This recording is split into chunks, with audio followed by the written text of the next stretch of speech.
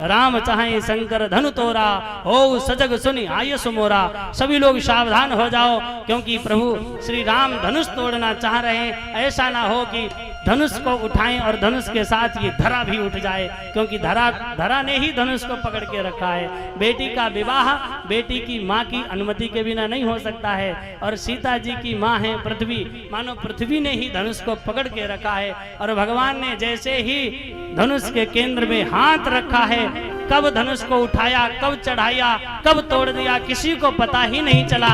एक कड़ाके का शब्द हुआ।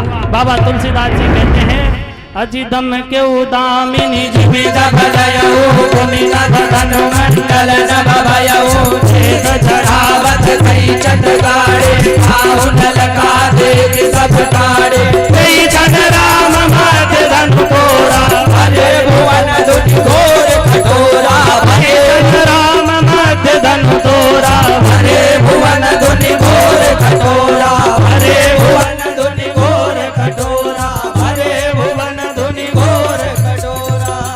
भगवान ने धनुष तोड़ दिया। धनुष का रब इतना विशाल हुआ, हरे भुवन घोर कठोर रब रविवाज मार्ग चले एक भरई दिग्गज डोल मई बोल पूर्व कल बले सुर असुर मुनि कर काननी सकल विकल विचारहि ओ दंड खंडे राम तुलसी जयति वचन उचार तुलसी जयति वचन उचार तुलसी जयति वचन उचार।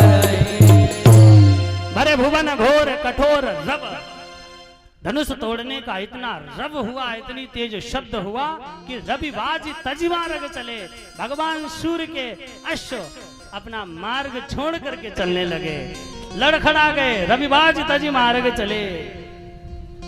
चिक्करहि दिग्गज, दिशाओं के हाथी चिघाड़ने लगे। दोहावली में तुलसीदास जी कहते हैं, चौके विरंच शंकर सहित, चौके विरंची, ब्रह्मा जी भी चौके। ये क्या हुआ? बाबा तुलसीदास जी कहते, घबराओ मत, मेरे ठाकुर ने धनुष तोड़ा है। तुलसी जयति वचन उचारहि, भगवान ने धनुष तोड़ दिया।